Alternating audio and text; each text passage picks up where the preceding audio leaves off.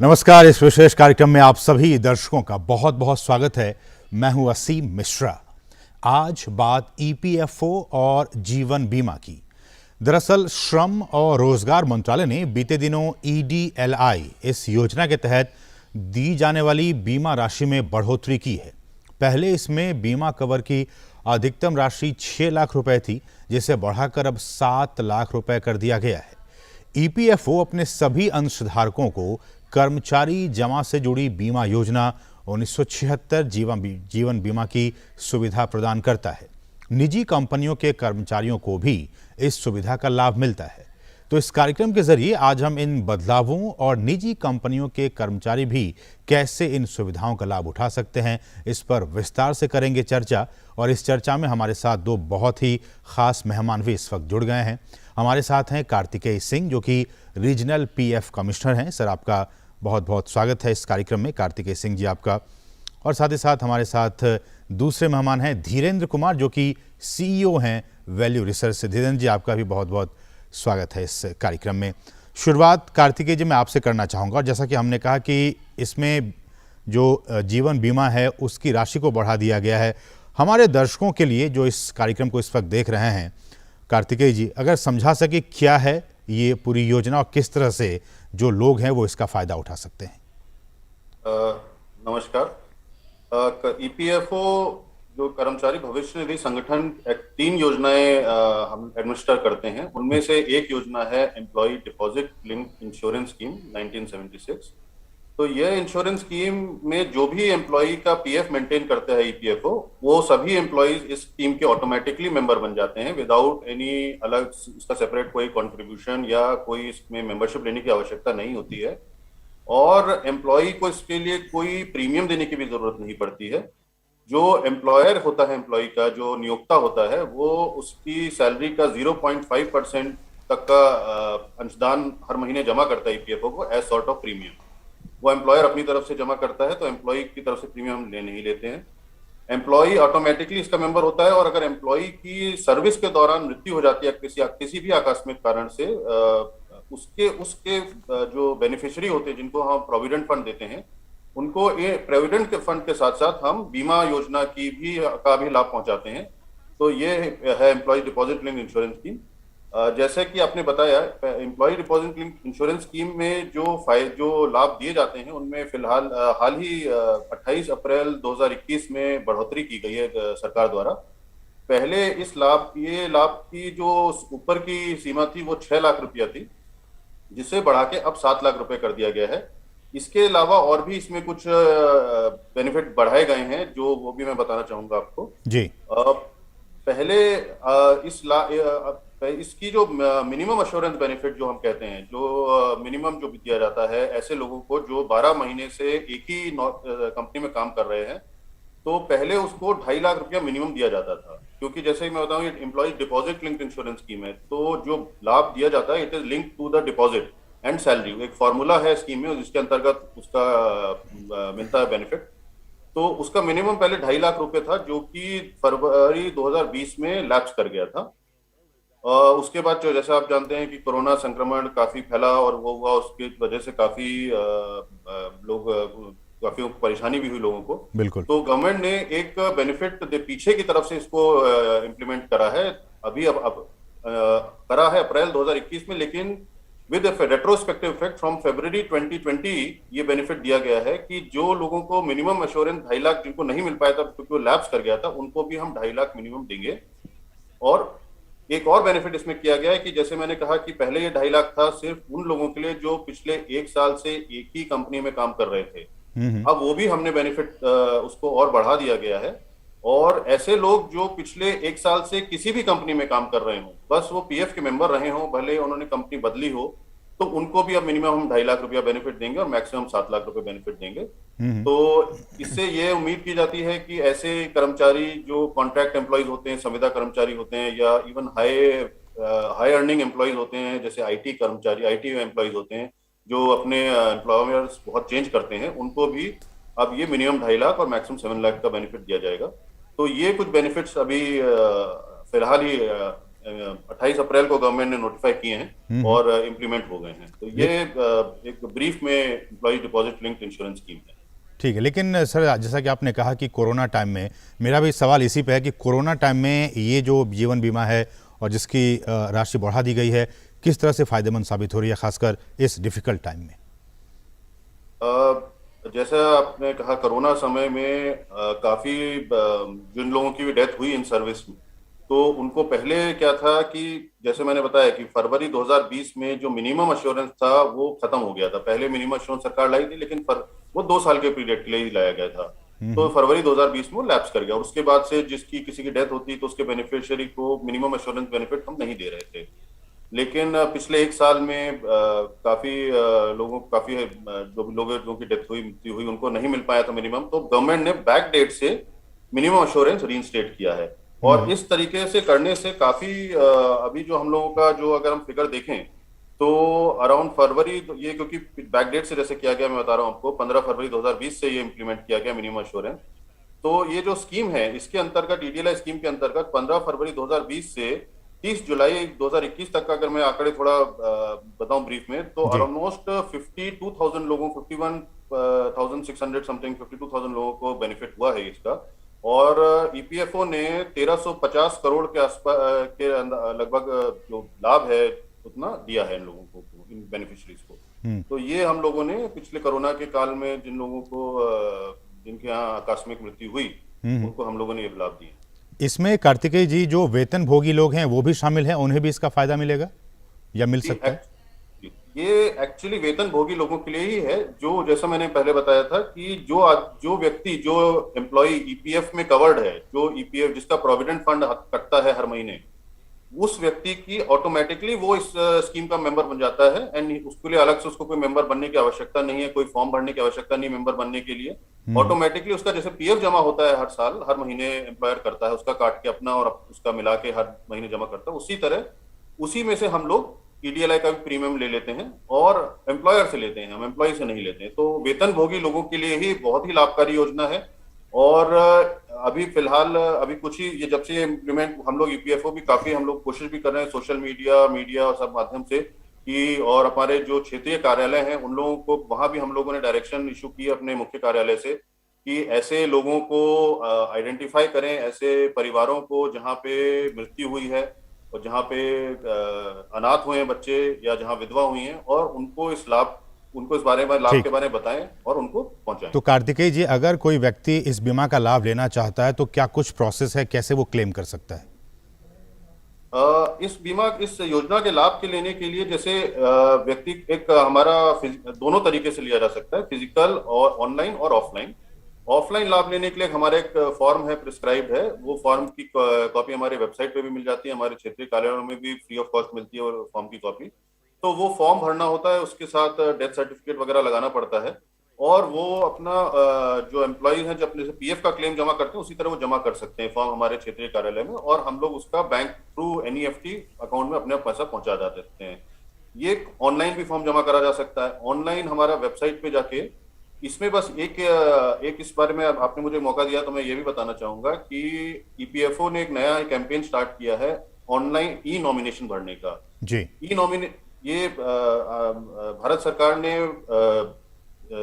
इसके स्वतंत्रता के 75th उपलक्ष्य में भारत का अमृत महोत्सव करके एक प्रोग्राम लॉन्च किया हुआ है। उस प्रोग्राम के अंतर्गत ईपीएफओ ने ई नॉमिनेशन को सक्सेस बनाने की कोशिश कर रहे हैं हम लोग। ई नॉमिनेशन में क्या है कि जो एम्प्लॉई हैं वो अपना नॉमिनेशन ऑनलाइन भरते हैं। तो ये जरूरी कर दिया गया?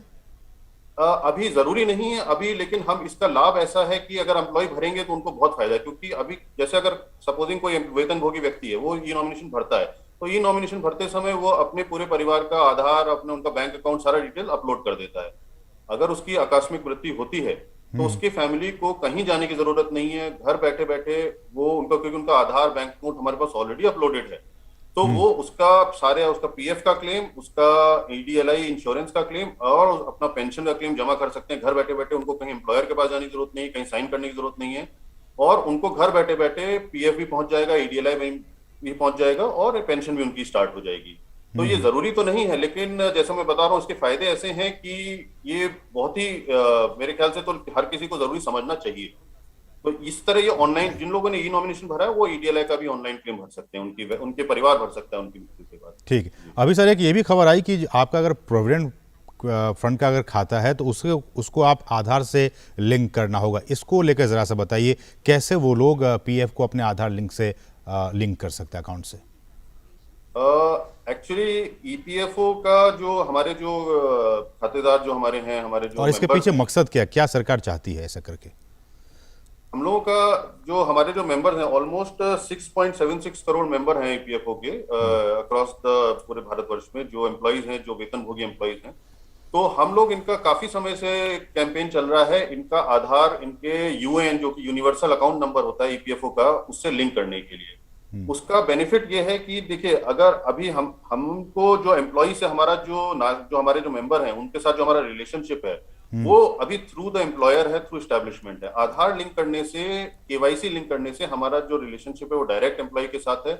और एम्प्लॉय भी, अगर आधार एक ऐसा नंबर है जो कभी चेंज नहीं होता है जिंदगी में, तो अगर आधार से लिंक करते हैं तो एम्प्लॉय अगर अपना खाता चेंज भी करता है, कहीं जाता भी है, तो उसका खाता लिंक रहता है और उसके खाते से कोई गलत तरीके से कोई विड्रॉल होने का चांस बिल्कुल नहीं रहता है। तो ये उसके लिए भी बहुत जरूरी है, सेफ्टी के लिए, और हमारे लिए भी बहुत जरूरी है कि कहीं कोई विड्रॉल ना हो जो कि सही आदमी नहीं हो, क्योंकि अदरवाइज हम लोग एम्प्लॉय को डायरेक्टली नहीं जानते हैं, हम लोग थ्रू एम्प्लॉयर जानते हैं।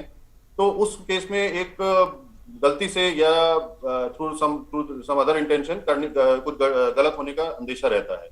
लेकिन हमारे पास अगर आधार लिंक है तो क्लेम फॉर्म जब भरते समय वो आधार जमा करता है हमारे, तो हम लोग उस सही आदमी को फिर पैसा भेजते हैं, क्योंकि उसका नाम भी मैच होता है और ये हमारी इंटेंशन है। तो अब सरकार ने नोटिफिकेशन किया है 1 सितंबर के बाद अगर जिस व्यक्ति का आधार लिंक नहीं होगा यूएन से, तो एम्प्लॉयर उसका जो हर महीने पैसा जमा करता है ईसीआर, इलेक्ट्रॉनिक चालान कम रिटर्न के माध्यम से, वो नहीं कर पाएगा। तो इस वजह से उसका पैसा नहीं जमा होगा और ऑफ कोर्स उसमें फिर बाद में अगर नहीं जमा होता है तो एम्प्लॉयर डैमेज और इंटरेस्ट देने के लायबल होगा। ये काफी समय से कैंपेन चल रहा है। कोरोना की वजह से थोड़ा डेडलाइन इसकी एक्सटेंड की गई थी पहले, अभी जो है वो 1 सितंबर की डेडलाइन है और हम लोग पूरा कोशिश कर रहे हैं कि इनफैक्ट ज्यादातर लोगों का एम्प्लॉय का लिंक हो भी चुका है और जो रह गए हैं उनका लिंक आधार हो जाए, जिससे कि उनका पैसा सुरक्षित है। ठीक है। हमारे साथ धीरेन्द्र कुमार जी भी इस वक्त जुड़ गए हैं, जो कि सीईओ हैं वैल्यू रिसर्च के। सर, आपका भी बहुत बहुत स्वागत है इस कार्यक्रम में। और धीरेन्द्र जी, जैसा कि हम कह रहे हैं कि जो ईपीएफओ के जो वेतनभोगी लोग हैं उनको उनके जीवन बीमा की जो राशि है उसे बढ़ाकर अब 7 लाख रुपए कर दी गई। किस तरह से देखते हैं इस बदलाव को? मिनिस्ट्री की तरफ से ये जो बदलाव किए गए हैं, कैसे इस बदलाव को देखा जाए? ये छोटी सी अच्छी शुरुआत है, लेकिन ये काफी नहीं है। मुझे लगता है काफी कि नहीं है। हाँ, अगर कोई आम आदमी अगर अपना इंश्योरेंस लेता है तो वो देखता है कि 10 साल की आमदनी की भरपाई हो, जिससे कि उसके ऊपर जो लोग निर्भर करते हैं उनकी जरूरत पूरी हो सके। तो जो पहले प्रावधान था उससे ये बेहतर है, लेकिन ये काफी नहीं है, क्योंकि इंश्योरेंस का कवरेज और आम तौर पे जो नीचे तबके के लोग हैं जिनके लिए कोई और बचत होता ही नहीं है, एम्प्लॉय प्रोविडेंट फंड के जो मेंबर्स हैं, उनके पास और कोई साधन नहीं है, उनके पास कुछ पैसा बचता ही नहीं होगा इंश्योरेंस खरीदने के लिए या इन्वेस्टमेंट करने के लिए। उन प्रोविडेंट फंड का कंट्रीब्यूशन ही उनका सब कुछ है, वो जिंदगी भर की बचत है। और उस इंश्योरेंस खरीदना तो मुझे लगता है कि एक बड़ी चीज होगी, उनके लिए खरीद पाना भी आसान नहीं है। उसके अलावा अगर वो खरीदने भी चलते हैं तो वो एक बहुत महंगा सा इन्वेस्टमेंट लिंक्ड इंश्योरेंस खरीदते हैं, जिसमें प्रीमियम ज्यादा देना पड़ता है और इंश्योरेंस बहुत कम मिलता है। तो ईपीएफओ का प्रावधान अगर इसको रफ्तार से बढ़ाया जाए, लोगों की जरूरत के हिसाब से बढ़ाया जाए, और उनको अगर लोगों को आजादी दी जाए कि अगर आप ज्यादा पैसा खुद देना चाहें तो ये इसका प्रावधान है। क्योंकि ये सब कुछ जो एम्प्लॉयर पे अगर जो किया गया पे लाद दिया गया है, उसका नतीजा ये होता है कि वो एक कॉमन मिनिमम प्रोग्राम पे चलता है। एम्प्लॉय प्रोविडेंट फंड का कंट्रीब्यूशन उतना ही किया जाता है जितना कि कानूनी तौर पे जरूरी है। जी, लेकिन कार्तिकेय जी, मैं आपके पास आऊंगा, लेकिन हमारे साथ एक कॉलर जुड़ गए हैं इस कार्यक्रम में। हमारे साथ कॉलर भी जुड़ते हैं अपने सवालों को लेकर। हमारे साथ मयंक शर्मा जी हैं, जो कि मध्य प्रदेश के विदिशा से इस वक्त फोन लाइन पे मौजूद हैं। मयंक जी, गुड मॉर्निंग और आपका स्वागत है इस कार्यक्रम में। आप अपना सवाल पूछ सकते हैं। Good morning sir. Good morning sir, मेरा सवाल ये है सर, मेरी एक नियुक्ता कंपनी है श्री सतगुरु सेवा संघ ट्रस्ट।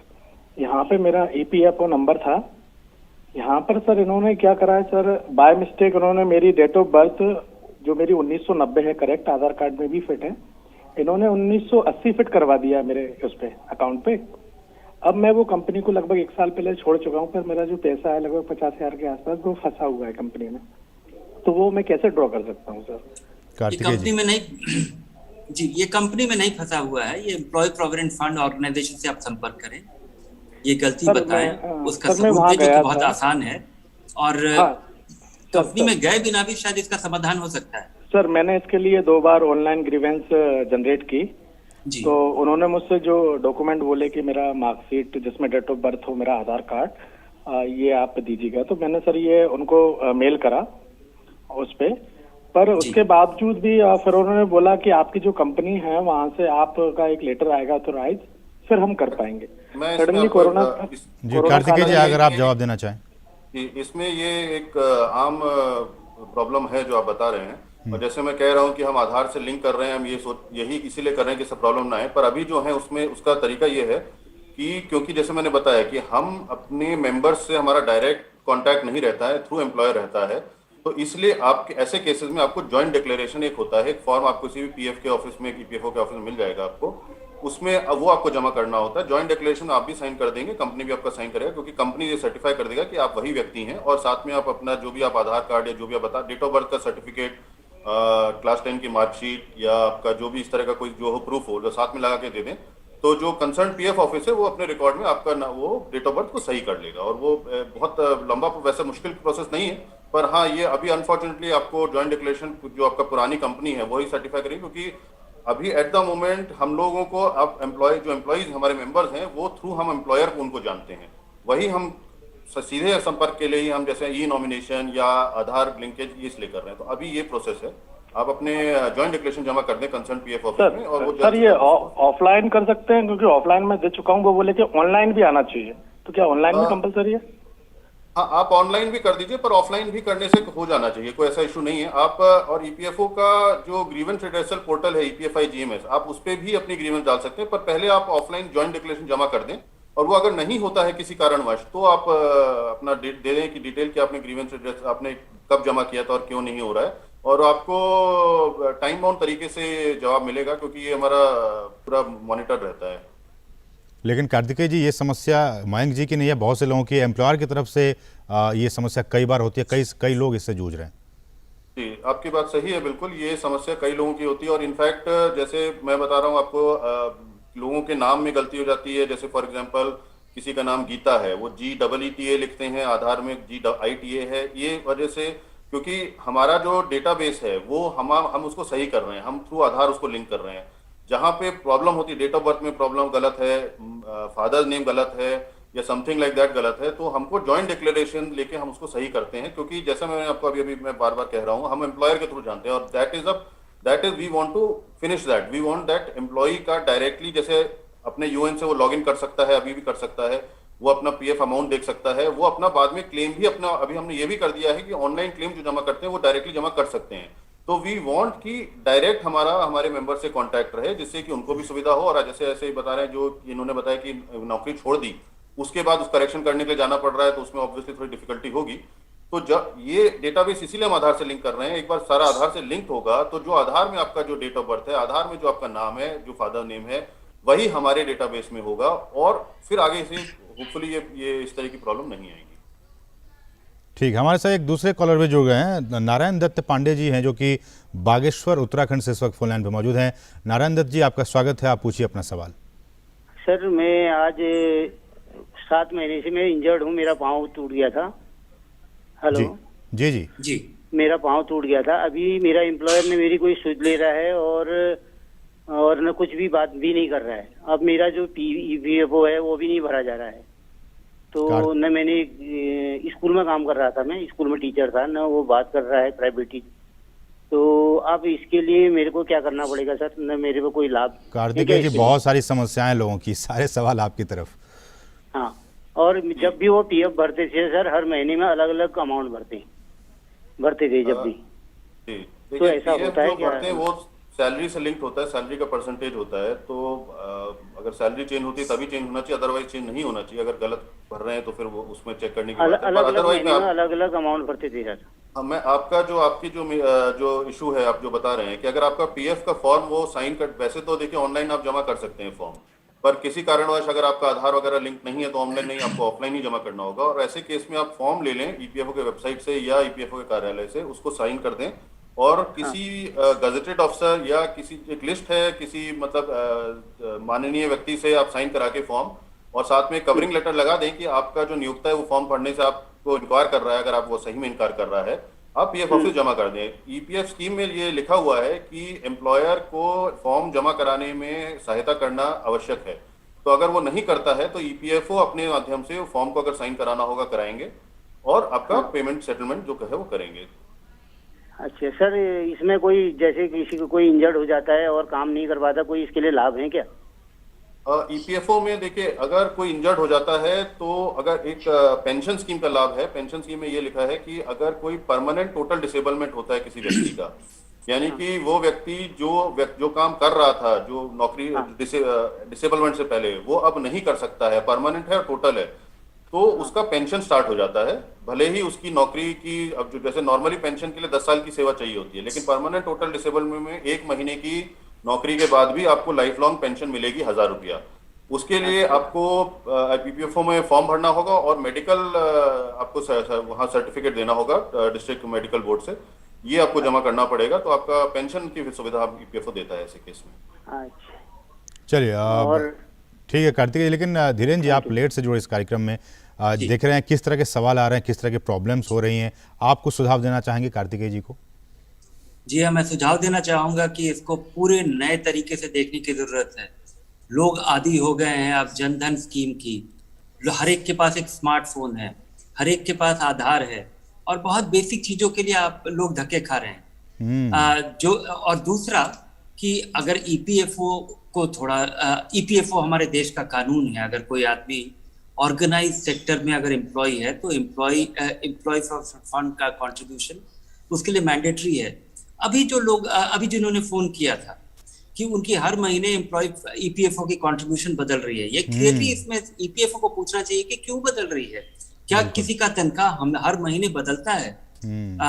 कम से कम साल के पहले 3 महीने में तो नहीं बदलना चाहिए, क्योंकि आपकी अगर छुट्टियां खत्म हो जाए या कोई भी जो हमारे यहाँ जो जरूरी जो कानून बना हुआ है कि इतनी छुट्टियां मिलती हैं, ये कंट्रीब्यूट करना है, एम्प्लॉय प्रोविडेंट फंड का कंट्रीब्यूशन इतना होगा, employee state life employee state insurance का कंट्रीब्यूशन होगा, ये हमारे देश का कानून है, ये इसमें किसी की इच्छा नहीं चलती। और उसके बाद ईपीएफओ की जिम्मेवारी है, अगर आप देखें कि एक नया पेंशन सिस्टम है वो बिल्कुल मॉडर्न सिस्टम है, लोग उसमें खुद अपना देख पाते हैं, हर महीने खाता दे पाते हैं, और एम्प्लॉय प्रोविडेंट फंड में भी बड़ा सुधार आया है, बहुत बड़ा बदलाव आया है कि लोगों का कंट्रीब्यूशन उनको एसएमएस से मिल पाता है, बैकएंड सारा ऑटोमेट हो पाया है। लोगों को अगर थोड़ी और सुविधा, थोड़ी इसको नए तरीके से सोचा जाए, जैसे किसी व्यक्ति का ये पैसा जा रहा है और उसका डेट ऑफ बर्थ बदल गया है और अब वो एम्प्लॉयर के पास जाएगा, हो सकता है एम्प्लॉयर ही उसका बंद हो गया, ऐसी संभावना है, उसके अलावा किसी दूसरे शहर में हो, अब उसको अपना साबित करना पड़ रहा है कि वो वही है। तो मुझे लगता है कि इसमें एक बहुत बड़े बदलाव की जरूरत है कि एडमिनिस्ट्रेटिवली इनको बदला जाए।